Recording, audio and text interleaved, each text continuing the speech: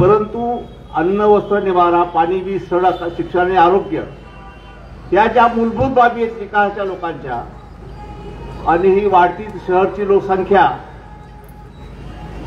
वाढत्या लोकसंख्येचे प्रश्न विशेषतः पिण्याच्या पाण्याचा रस्त्याचा विजेचा हे प्रश्न अतिशय महत्त्वाचे होते आणि मला वाटतं या भागामध्ये हा पिंपरीचा रस्ता पिंपरगावचा रस्ता दोन्ही या भागातूनच जातात. अंबिका चौकापासून अलीकडं आपलं या ठिकाणचं मा जिजाऊचा पुतळा इथे हुतात्मा स्मारक दर 17 सप्टेंबरला हैदराबाद मुक्ती संग्राम किंवा मराठवाडा मुक्ती संग्राम असतो त्यावेळेस आपण सगळे भक्तिभावानं या ठिकाणी हुतात्म्याला अभिवादन करायला येतो आणि ज्यांनी हे लोक कमवलं मराठवाडा स्वतंत्र केला 15 ऑगस्टला जरी देश स्वतंत्र झाला असला तरी मराठवाडा 17 सप्टेंबरला स्वतंत्र झाला हा फरक आहे. आणि मला वाटतं हे मुक्ती संग्रामातलं सर्वांचं योगदान हे निश्चितच इथं आलं की स्मरण होतं या परिसरात आलं की स्मरण होतं. मा जिजाऊनं जो राष्ट्रभक्त आणि ज्यांनी महाराष्ट्र उभा केला ते छत्रपती शिवराया या महाराष्ट्राने देशाला दिले जगाला त्यांचं सामर्थ्य दाखवलं आणि हा परिसर त्या भव्य व्यक्तींच्या परिघामध्ये व्यापलेला हा परिसर आहे आणि त्यामुळं या भागातले मतदार त्यांची जिम्मेदारी बीड शहरातल्या लोकांपेक्षा जास्त आहे अधिक आहे. आपल्याला ह्या सगळ्याची भान आणि जाण हे असणं आवश्यक आहे. आणि सर्वात महत्त्वाचं हे पाटाचा रस्ता होता. मला माहिती आहे अगोदर काय परिस्थिती होती इथं यायला जायला राहायला अडचणी असायच्या. त्याचा उल्लेख या ठिकाणी करण्यात आला की 150-200 रुपये स्क्वेअर फीट जागाचे भाव होते. कुठे राहायला तयार नव्हतं अशी परिस्थिती होती बिकट परिस्थिती. ज्यावेळेस रस्त्याचं काम पूर्ण झालं बाकी रस्त्याची काम पूर्ण झाली आणि मला वाटतं शहरामध्ये जेवढे प्रभाग आहेत त्यात चांगल्या कनेक्टिव्हिटी दर्जेदार जोडणी ज्याला म्हणता येईल रस्त्याची तो झाल्यापैकी हा भाग आहे आपला हा परिसर आहे. आणि इथून पुढच्या टप्प्यामध्ये ज्या मागण्या आता केल्या विशेषतः रस्त्याचीच मागणी या ठिकाणी कारण सगळे सुशिक्षित लोक आहेत ज्याला भान आणि जाण आहे. कोण काय बोलतं कोण गप्पा मारतं कोण येतं कोण जातं कोण जातीचं नाव सांगतं कोण धर्माचं नाव सांगतं. ह्या नावावर आणि निवडणुका आल्या की मग सोंग ढोंग रंग आणायचे मतं मागायचे आणि पुन्हा 5 वर्ष सोयीस्कररित्या पुन्हा रामराम अशा पद्धतीनं सध्याची परिस्थिती लोकशाहीची सगळीकडे चालू आहे. त्याला मतं मागायचा अधिकार आहे उमेदवार उभा करायचा प्रत्येकाला अधिकार आहे पण तो आपलाही अधिकार आहे की ज्याला आपण निवडून द्याल या भागातनं ज्याला मतं द्याल त्यांनी आपली चाकरी विनामूल्य करणं गरजेचं आहे. जसं सालाना आपण गडी ठेवतो शेतात सालकरी प्रामाणिकपणे सेवा करेल कारण धन्याची ही आपण 10 वेळा तपासतो सालान ठेवताना आणि ज्यावेळेस आपल्याला विश्वास येईल की हा धन्याची चाकरी करल काठाला लावणार नाही धन्याची हे लक्षात आल्यावरच आपण त्याला सालाना ठेवतो. हे लोकशाहीमध्ये सालाना ठेवायचं हे पर्व आहे 5 वर्षाकरता. अनेक वर्षानंतर निवडणूक लागली या बीड नगर परिषदेची आणि याच्यामध्ये आपल्याला आपले सेवेकरी निवडायचे मोफत सेवा देणारे विनामूल्य सेवा देणारे. हल्ली तर भाव आणि रेट्स कसे कुठं कसे चालू आहेत ते चर्चा न केली बरी. घाऊक प्रमाणे आवक जावक आणि रेट कार्ड कामाचं रजिस्ट्री ऑफिसमध्ये असेल रेट कार्ड तिथं दर असतील काही ठरलेले परंतु जे लोकांची सेवा करायची त्याच्या माध्यमातून पण काहीतरी कमावी यावी आपलंही घर भरावं अशा प्रकारे दुर्दैवानं अपेक्षा करणारी लोक अनेक आता रिंगणात आली आहेत. मी नाव घेऊन कुणाला मोठं करणार नाही कुणावर भाषाही करणार नाही. आपली रेषा किती मोठी ओढायची ती दुसऱ्याची न मोडता आपण आपली करतो तशी रेषा मोठी करायला पाहिजे ह्या विचारावर चालणारा मी कार्यकर्ता गेला अनेक वर्षापासून. असत्य असो किंवा नसो सरकारच्या बाबतीत नगरची परिस्थिती काय आपण सगळ्यांना माहिती आहे. आमदनी 98 आणि खर्चा रुपया अशी परिस्थिती नुसत्या बीडचीच नव्हे पिंपरी चिंचवड, पुणे, मुंबई, ठाणे, नवी मुंबई ह्या महानगरपालिका जर सोडल्या मोजक्या महाराष्ट्रात, तर साधारणतः अ, ब, क वर्ग नगर परिषद आणि नगरपंचायत यांची परिस्थिती जेमतेम आणि बेताची आहे. आर्थिकदृष्ट्या खूप अडचणीची आहे.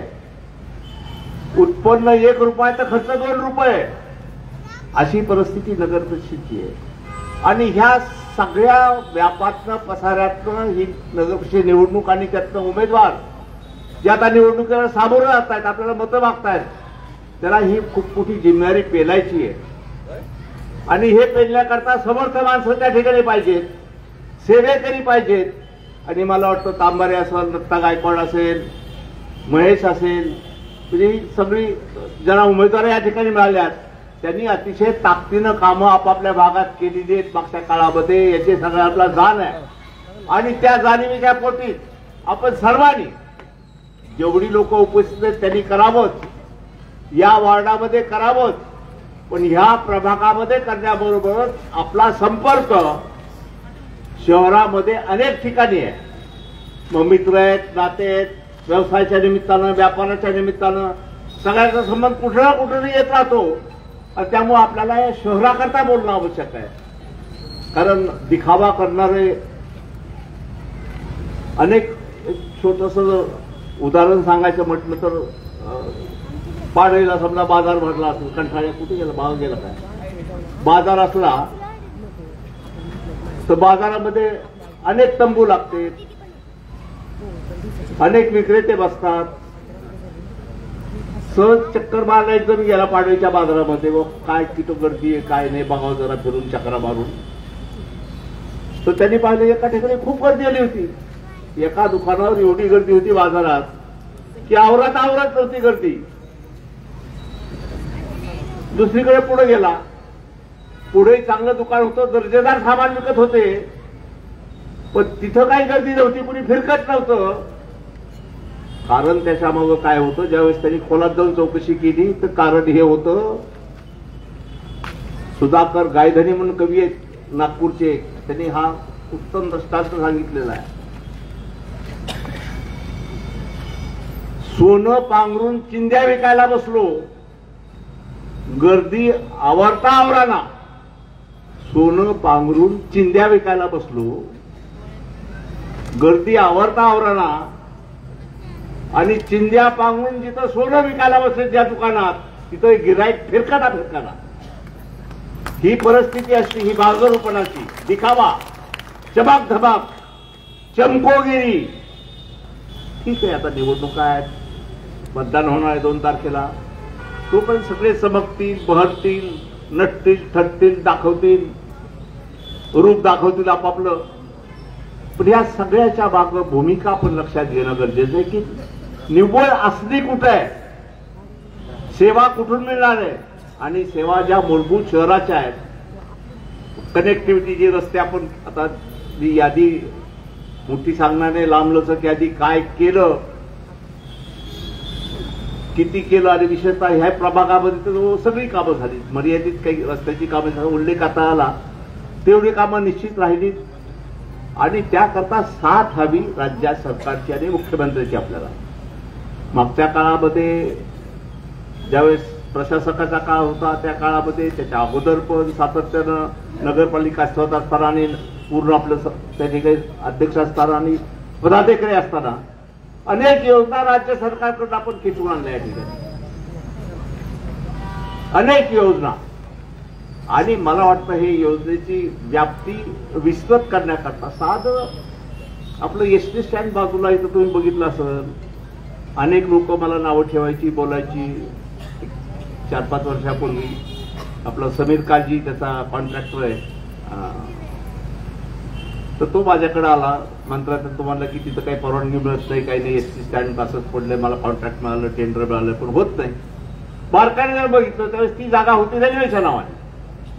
एसटीची जागा, आता एसटी स्टँड जे नवीन होत आहे त्या जागेवर अंमल लागला होता रेल्वेचा. त्यामुळे टेंडर काढायची परवानगी त्या ठिकाणी एसटीला मिळत नव्हती, राज्य सरकारला मिळत होती. लहान छोट्या बाबी असतात, पण एकदा अडकल्या आणि मग लोक म्हणायचे अरे काय बीड तुमचं जिल्ह्याचं ठिकाण आहे, खेड्यासारखे एसटी मानधन सुम्याला जशी एसटी एसटी म्हणजे इथं बसायला उतरायला उठायला बसायला जागा नाही, तिथं गाडी थांबायला जागा नाही. आणि असं प्रत्येक बाबतीत छोट्या छोट्या बाबतीत विकासाच्या बाबतीत आपलं आध्यात्मिक श्रद्धेचे जे केंद्र असतील त्या बाबतीत पिण्याच्या पाण्याकरता कोरकला योजना, जायकवाडी बॅकवॉटरची योजना, सगळे कनेक्टिव्हिटी, सगळे राष्ट्रीय महामार्ग, नगरोत्थानकाचे पहिला टप्पा दुसरा टप्पा आणि अनेक योजना आहेत. आणि ह्याला मग सरकारचं समर्थन आणि साथ राज्याचे आणि केंद्राचे दोघांची असणं नितांत गरजेचं आहे. तरच आपली गाडी विकासाची पुढे ढकलली जाईल. अन्यथा सगळ्या अडचणी येणार आहेत भविष्यामध्ये. हे चित्र आता पाहिलं, चित्र बदलायची ताकद आणि शक्ती तुमच्या मतदानामध्ये. लोकशाहीमध्ये हा उत्सव आहे. हा उत्सव साजरा करताना आपण आपल्या मतदानाचं मूल्य लक्षात ठेवा. आपले चारही उमेदवार प्रभाग 9 आणि प्रभाग 10चे चारही उमेदवाराला आता स्पर्धा चालली वॉर्डामध्ये. पलीकडच्या बीडमध्ये अलीकडच्या बीडमध्ये ज्या ज्या ठिकाणी मी गेलो, भेटलो, लोकांची हितगुज केलं, चर्चा केली. जास्तीत जास्त मत आम्ही आपल्या उमेदवाराला देऊ आणि पाठवू. नगराध्यक्ष पदाचे उमेदवार आहेत. मला वाटतं डॉक्टर्स या भागामध्ये कमीत कमी 50 डॉक्टर असतील, पावलेपासून खालपर्यंत. हे 50 आडव्या उडव्या रस्त्याला म्हणजे हा तसा वकील, डॉक्टर, इंजिनियर, व्यावसायिक, दुकानदार हा सगळा सुशिक्षित बहुल लोकांचा मतदारसंघ आहे. याच्यामध्ये अधिक भाष्य आम्ही करावं आणि अपेक्षा अधिक कराव्या असं नाही. तुम्ही जाणता सगळं, पण जाणत असताना कृपया आपण मतदान त्या दिवशी पूर्ण आपलं होईल.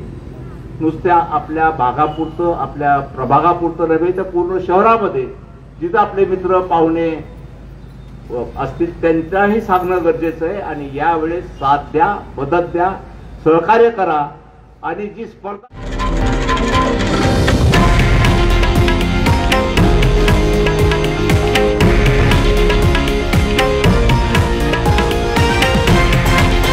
हे आहे देशातील नंबर 1 न्यूज नेटवर्क आणि आपण पाहत आहात TV9 मराठी, एकमेव.